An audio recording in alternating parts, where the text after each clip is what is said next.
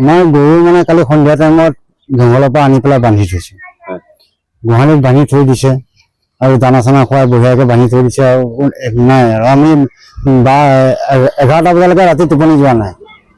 তাৰপিছত ৰাতি 11টা বজাত হ'ল, 12টামান বজাত তেখেতে আমাৰ দাদাই মানে উঠি পেলাই গৰুকেইটা চাইছে, চাই কৰি লৈ পেলাই বাছ তেখেতে শুবলৈ গৈছে। ৰাতি ঠিক 1:30টামান বজাত তেখেতে উঠি পেলাই খিৰিকী এখন খোলা আছিল, খিৰিকী দি চাইছে, চাই পেলাই দেখিছে যে গৰু নাই। তেখেতে হুলস্থুল কৰিছে আৰু তেখেতৰ পিতেককো মাতিছে, বোৱাৰীকক মাতি কৈছে যে আমাৰ গৰু নাইকিয়া, গৰু চুৰ হ'ল। তাৰপিছত দৌৰি ওলাই আহিছে চব, আৰু গাঁৱৰ মানুহ ওলাই আহিলে, আহি পেলাই পালেহি সঁচাকৈ গৰু 3টাকে গৰু নাই।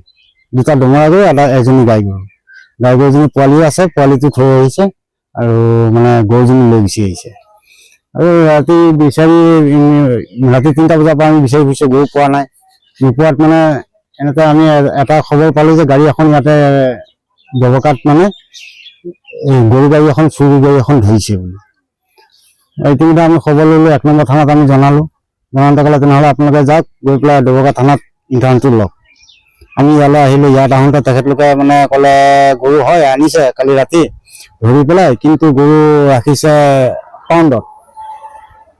বোলো পাউণ্ডখন ক'ত আছে, তাৰপৰা তেখেতলোকে মানে ফোন নম্বৰ দিলে, ফোন নম্বৰ মতে ফোন কৰিলোঁ। ফোন কৰাৰ পিছত গৈ পেলাই পালোঁ সঁচাকৈ কিন্তু গৰু তাতে আছে।